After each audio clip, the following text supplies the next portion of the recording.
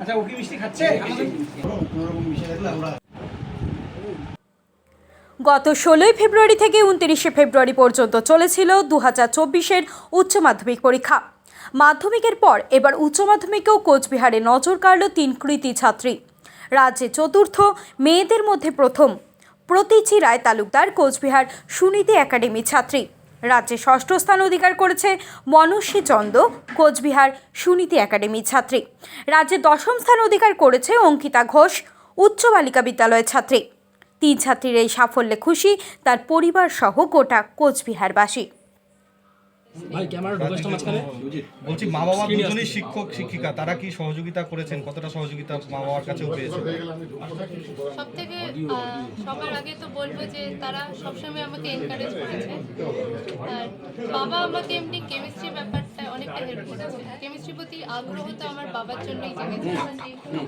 আগামী দিনে লক্ষ্যমাত্রা কি হতে চাও? আমি তো মেডিকেলে ইচ্ছা, তাই আমি নিট পরীক্ষা দিয়েছি। এখন দেখা যাক যে ফলাফল কেমন হয়।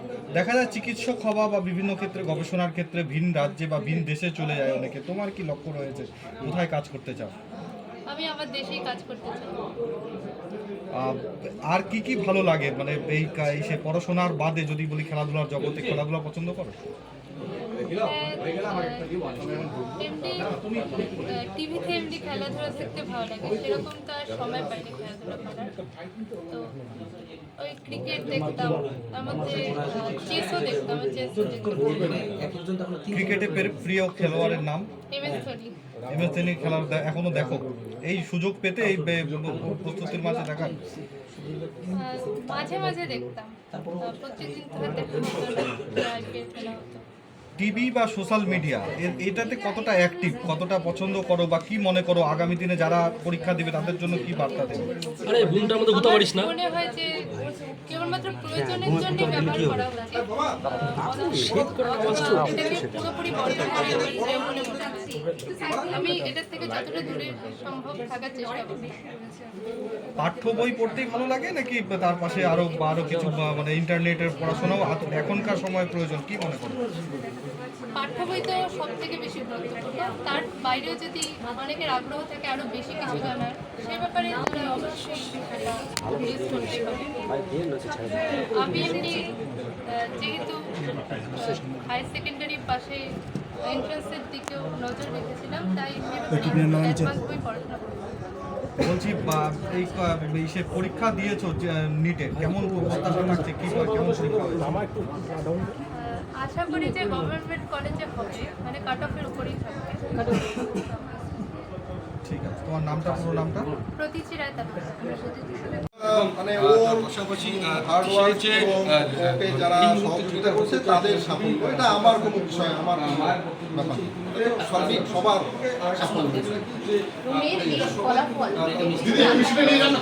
হ্যাঁ, ও তো মাধ্যমিকে 2 নম্বরের জন্য বেস্ট অফ 10-এ আসতে পারে, ওর একটা আফসোস ছিল। তো হায়ার সেকেন্ডারিতে আমরা আশা করেছিলাম যে 1 থেকে 10-এর মধ্যে ও থাকবে, সেটা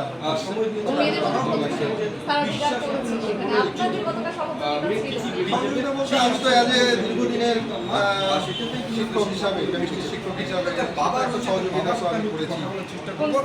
আমি জেনকিন্স। মেয়ে চিকিৎসক হতে চায় আগামীতে?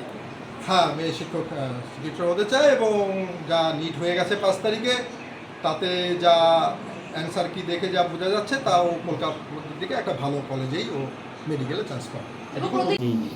বাইরে গিয়ে তো অবশ্যই, বাইরে বলতে কলকাতা কাছাকাছির মধ্যে, মেয়েকে বেশি দূরে তো পাঠাতে চাই না। কলকাতার মধ্যে যদি হয়ে যায় ভালো সরকারি কোনো কলেজে, তাহলেই হয়। আর এই বছর নিট যেহেতু দিয়েছে, নিটটা ভালো হয়েছে, আশা করছি হয়ে যাবে। অবশ্যই ছাত্রছাত্রীরা মানে যদি যোগ্যরা যদি তাদের চাকরি ফিরে না পায়, তাহলে তো মানবতার থেকে বিশ্বাস উঠে যাবে। ছাত্রছাত্রীরা একদম মোটিভেশন থেকে দূরে সরে আসবে। এবং আমি চাইবো যারা যোগ্য চাকরিজীবী তারা যেন তাদের যোগ্যতা অনুযায়ী চাকরিটা ফেরত পায়, এবং যারা দুর্নীতিতে জড়িয়ে আছে তারা যেন সেখান থেকে বহিষ্কার হয়ে, এবং যারা যোগ্য তারাই যেন তাদের যোগ্য জায়গাটা যেন খুঁজে পায়। আপনার পুরো নামটা? পুরো নাম হচ্ছে ঝুমা সাহা।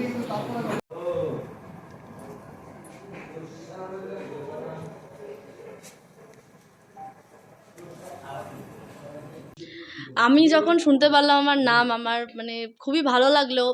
সবার ফোন আসা শুরু হলো, সবাই কংগ্রাচুলেট করলো। খুব ভালো লাগলো যে পরিবার সবাই, আমার মা বাবা আমাকে জড়িয়ে ধরলো গর্ববোধ করে। প্রথম মানে এতটা গর্ববোধ করলাম আমি, সবাইকে গর্বীভূত।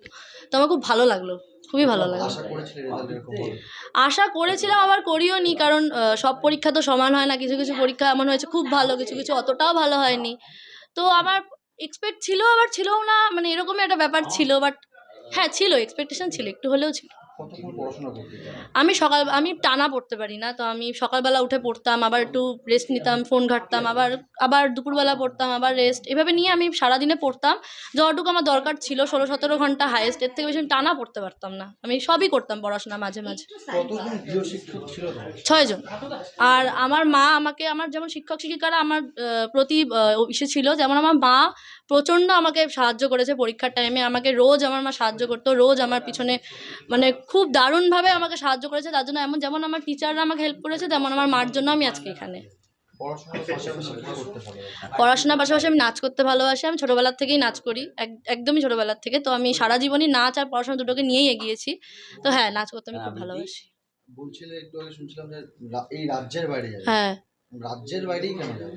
রাজ্যের বাইরে যাব কারণ এখানে আছে অনেক কিছু, বাট রাজ্যের বাইরে আরও অনেক কিছু আছে যেগুলো আমি টেকনোলজি খুব পছন্দ করি, গ্রাফিক্স, কোডিং এগুলো আমি খুব পছন্দ করি।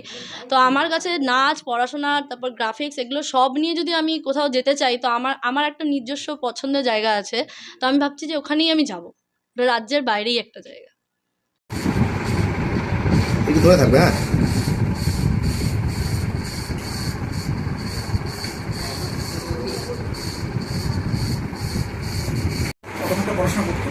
মাঝে মাঝে নিয়ম ছিল না কোনো, 8 ঘন্টা। টিউশন ছিল। আচ্ছা,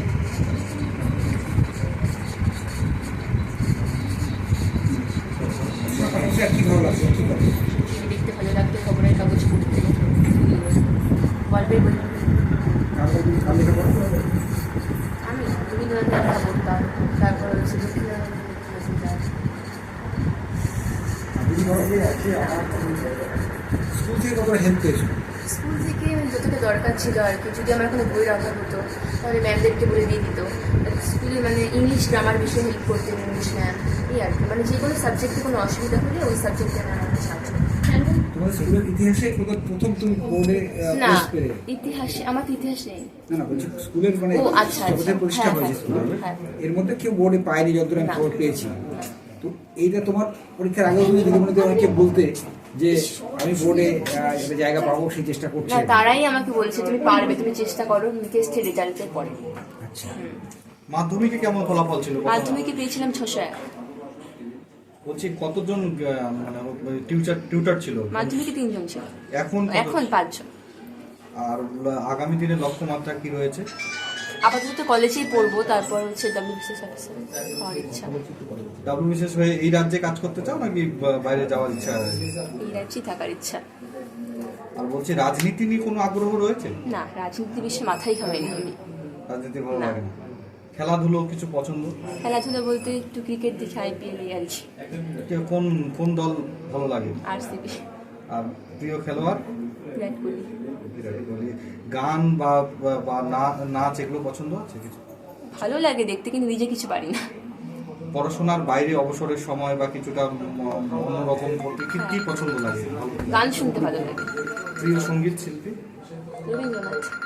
রবীন্দ্রনাথের গান। আর বলছি এই পাঠ্য বই নাকি সার্চ ইঞ্জিন, কি কোনটা ভালো? মানে সার্চ পাঠ্য বই বেশি ভালো। পাঠ্য বই পড়েই এই সব? পাঠ্য বই পড়েছি। কত ঘন্টা নিয়মিত পড়াশোনা বা কি গদ্যরা কিছু পড়াশোনা ছিল? খুব বেশি হলে 8 ঘন্টা, মানে কমই পড়তাম আর কি। আমি খুব বেশি পড়াশোনা করতাম না। আমার যখন ইচ্ছে করতো পড়তে বসতাম, তারপর ইচ্ছে না করলে একটু ঘোরাঘুরি করতাম, টিভি দেখতাম, তারপর আবার পড়তে বসতাম। প্রত্যাশা কি ছিল, মানে ভালো রেজাল্ট হবে? হ্যাঁ, জানি একটা ভালো রেজাল্ট করবো, 1 থেকে 10-এর মধ্যে থাকার তো ইচ্ছা ছিল বটেই, তবে সাফল্যটা পেয়ে আরো আনন্দিত আমি।